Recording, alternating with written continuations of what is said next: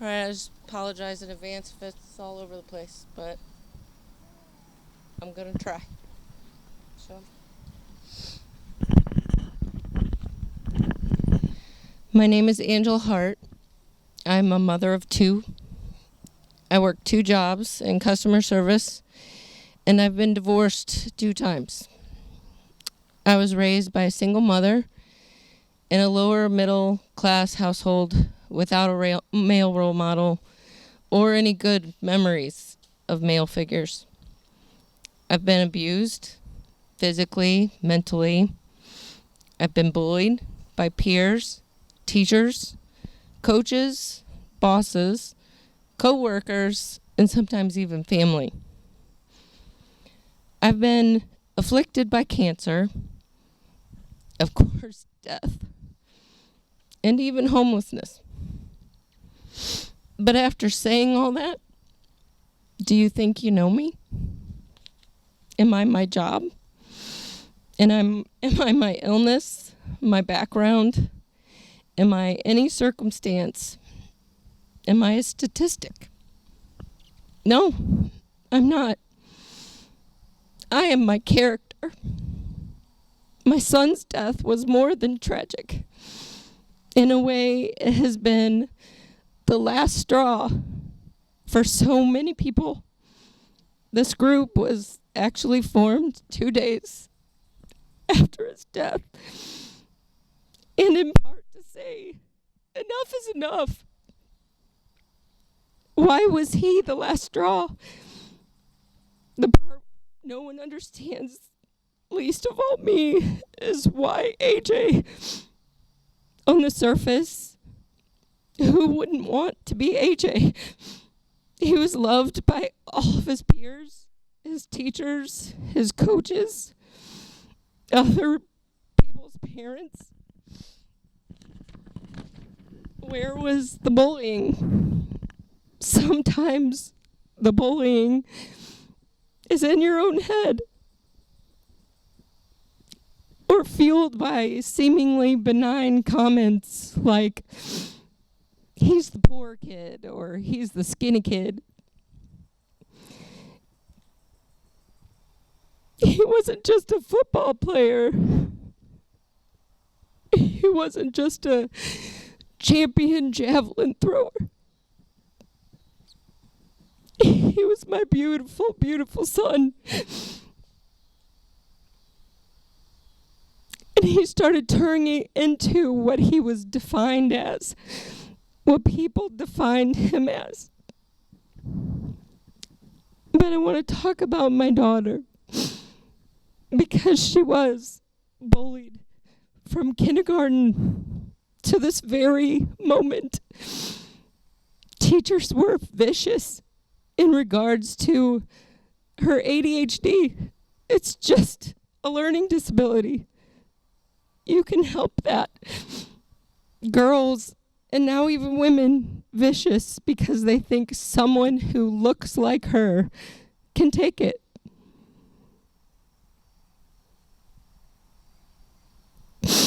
Her beliefs and stance on Black Lives Matters or against sexual predators, she's still being bullied. You can have an opinion. You can take a stance. You can be brave.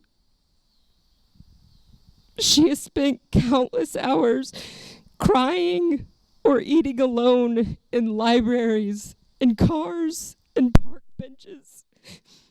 She spent far too many days asking what is wrong with her.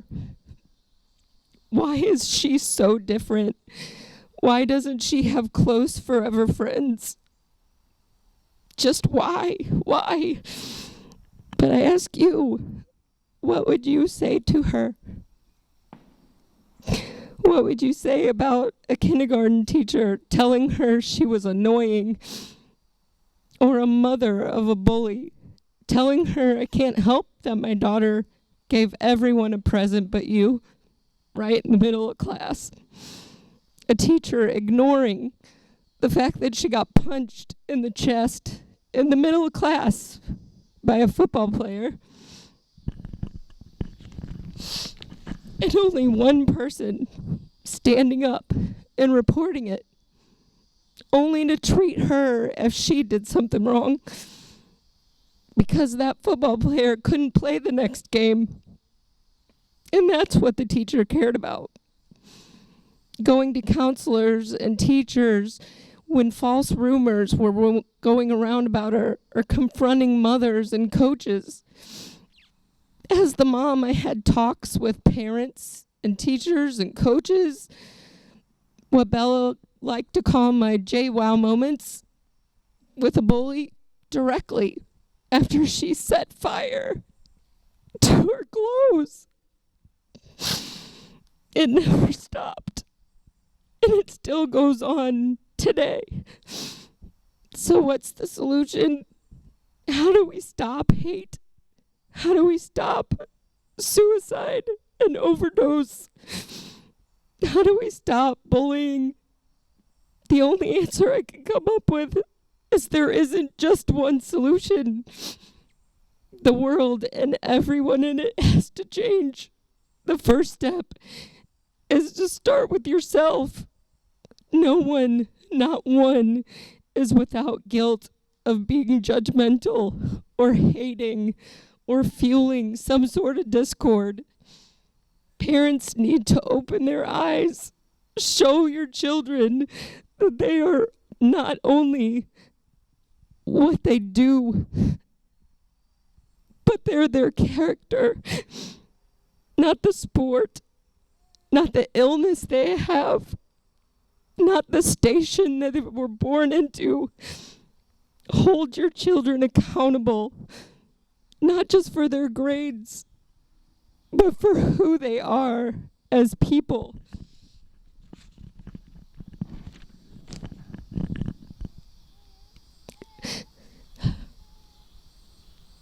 The actions of others are to be more important than the letter on their jacket. And as for the schools, what we're all here for, don't give exceptions to zero tolerance for bullying. There's no exceptions. This includes teachers and coaches and parents and students. Hold them all accountable. Create mandatory mental health classes that cover every aspect of mental health, starting in elementary school. Cover the subjects like personal boundaries and bullying, sexual harassment. Build their character. Tell them an identity crisis isn't the end of their life. Talk to them about drug addiction and make them feel safe so that students and parents don't have to be afraid to go to authority figures. How do we deal with that fear? Everyone needs to police themselves. Find areas in which you can act instead of a judge, a support. Look at your social media. Look at how you perceive this world. Learn character and kindness. Learn communication. My daughter is still in fear, and my son isn't here anymore.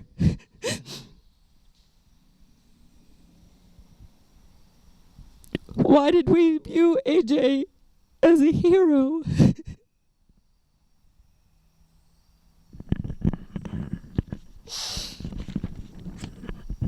AJ was a hero because he said, no, you can't hurt that person.